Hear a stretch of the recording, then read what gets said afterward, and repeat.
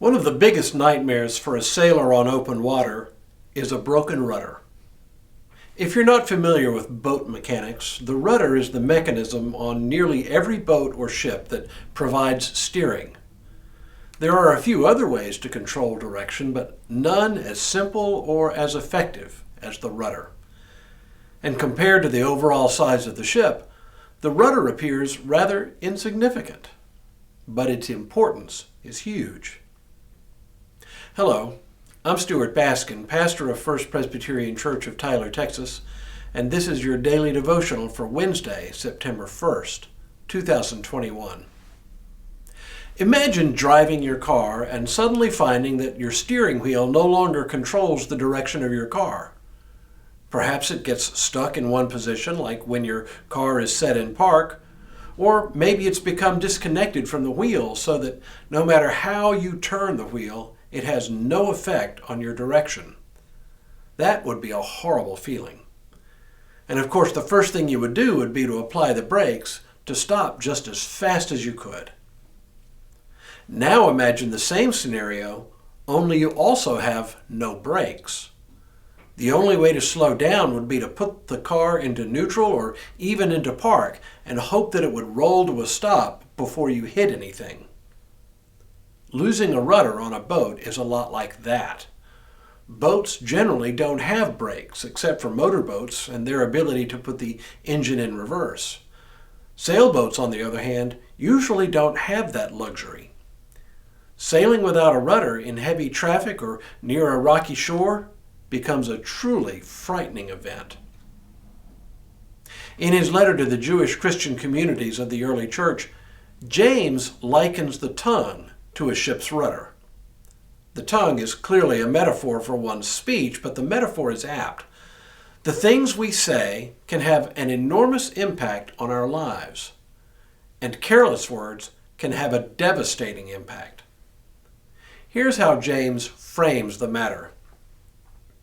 Not many of you should become teachers, my brothers and sisters, for you know that we who teach will be judged with greater strictness. For all of us make many mistakes. Anyone who makes no mistakes in speaking is perfect and able to keep the whole body in check with a bridle. If we put bits into the mouths of horses to make them obey us, we guide their whole bodies. Or look at ships. Though they are so large that it takes strong winds to drive them, yet they are guided by a very small rudder wherever the will of the pilot directs. So also the tongue is a small member, yet it boasts of great exploits. How great a forest is set ablaze by a small fire, and the tongue is a fire. Notice that he frames this portion of his letter with the question of what it means to be a teacher in the church. His point is that what we say matters. Words matter. And while no one can claim to be perfect, those who teach the faith bear a great responsibility for their words. What catches my attention here, of course, is the comparison of the tongue to the rudder of a ship. When it comes to teachers in the church, it turns out to be an especially good metaphor, for the question isn't just about personal speech and its effect on the life of the speaker, but on speech that has an impact on the whole community. I remember the first time I heard a minister cuss. I was a teenager, so I was very familiar with cuss words, of course. And at that stage of my life, I probably used some of those words all too frequently. But I remember playing pool one day with a minister who was a mentor to me. He missed an easy shot into a corner pocket and let out with a very soft, darn. Only it wasn't darn, of course. God knows I'm no rigid moralist, and in our tradition, ministers don't theoretically stand on a different plane from everyone else. Still, it took me by surprise. Actually, it served more to humanize my minister friend than anything else, but it still sticks out in my mind. Why?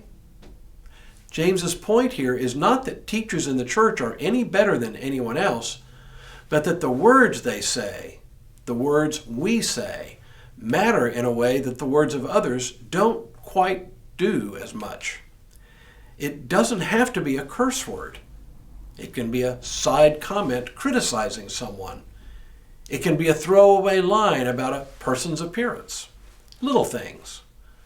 But what they do is give a sort of unintended permission to others to use similar language. That's what James means when he compares the tongue to a ship's rudder. Loose words can steer the ship, the community of faith, into dangerous waters without ever quite meaning to. Look, I'm sure by now you're looking at me and saying, Baskin, I've heard all kinds of words out of your mouth that were profane or unkind. Aren't you being a little hypocritical here? And you're right. I have been known to say unkind or profane words. I can't deny that. But the point is the same either way.